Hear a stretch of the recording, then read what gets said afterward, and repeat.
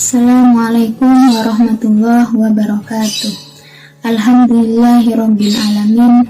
Assalatu wassalamu ala asrofil anbiya'i wal mursalin sayyidina Muhammadin wa ala alihi wa sahbihi ajmain, amma ba'du. Puji syukur kehadirat Allah Subhanahu wa ta'ala yang telah memberi kesempatan dan kenikmatan kepada kita agar berjumpa kembali pada bulan suci Ramadan tahun ini. Tak lupa sholawat serta salam kehadirat Nabi Muhammad Sallallahu Alaihi Wasallam yang telah membawa kita dari zaman jahiliyah menuju zaman yang penuh dengan iman dan Islam seperti saat ini. Dalam kesempatan kali ini, sahabatku sekalian, saya akan menjelaskan sedikit tentang kemuliaan ulama yang dijelaskan dalam sebuah ayat. Bismillahirrahmanirrahim. Yarfa'illahu alladhina amanu minkum walladhina utul ilma darajat wallahu bima ta'maluna khabir. Niscaya Allah akan mengangkat derajat orang-orang di antaramu, yakni orang-orang yang diberi ilmu, beberapa derajat. Sesungguhnya Allah Maha mengetahui apa yang engkau kerjakan. Dan juga sudah jelas dalam ayat tersebut bahwa Allah telah memuliakan hambanya, tidak hanya para ulama tapi juga ada para aulia, dan juga sudah dijelaskan dalam nas-nas yang menjadi dasar dan serta fakta sejarah bahwa sahabat Nabi telah memuliakan Rasulullah Shallallahu Alaihi Wasallam. Para tabi'in memuliakan para sahabat, para tabi'in memuliakan tabi'in, dan artinya generasi sebelumnya memang sudah memuliakan para ulama ataupun aulia yang telah mendapatkan kemuliaan dari Allah. Apalagi seperti kita pada generasi sekarang harus juga mengikuti bahwa kita harus memuliakan para ulama dan aulia, lebih-lebih yang masih hidup ataupun yang sudah meninggal dunia.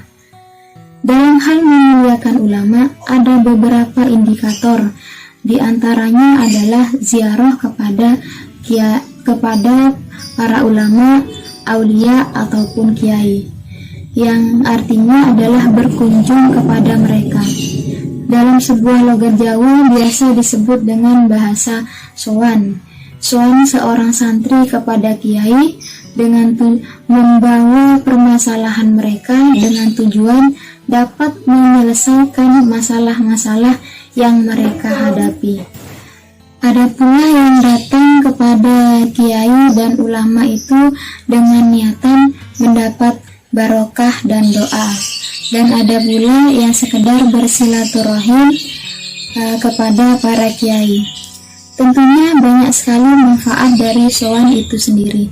Yang pertama adalah menimba ilmu dari mereka.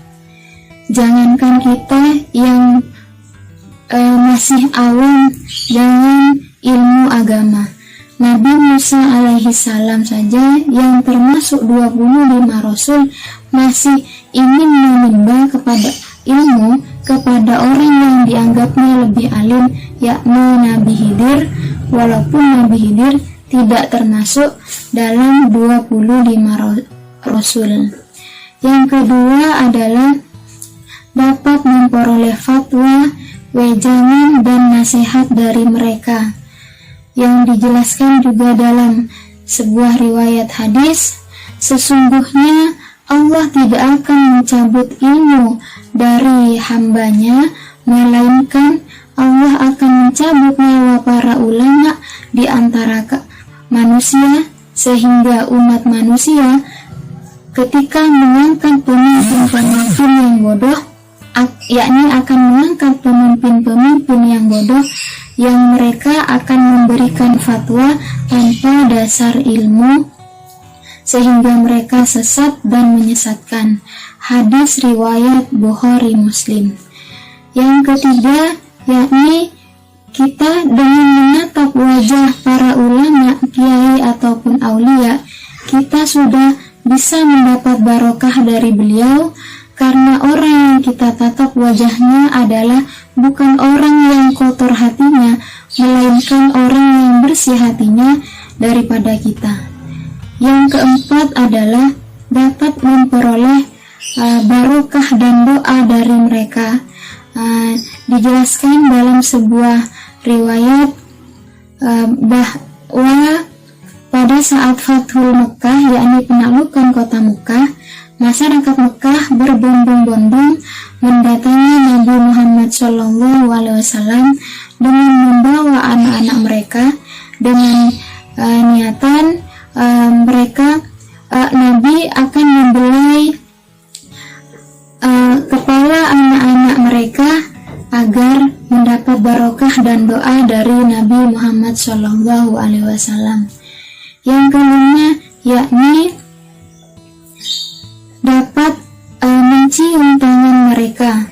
Dalam sebuah riwayat Imam Abu Daud dalam hadisnya yang bersumber dari sahabat Jari, bahwasanya sewaktu ia menjadi salah satu delegasi suku Abdul Qais, ketika melihat Rasulullah SAW, mereka berbondong-bondong turun dari kendaraannya hanya untuk mencium tangan Nabi dan kakinya.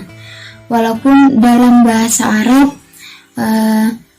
biasanya menunjukkan makna mubalawah yang mencium kaki itu, yakni dengan maksud bersungguh-sungguh mencium tangan Nabi. Mungkin hanya itu yang bisa saya sampaikan. Wallahu muwaffiq ila aqwamit thoriq. Wassalamualaikum warahmatullahi wabarakatuh.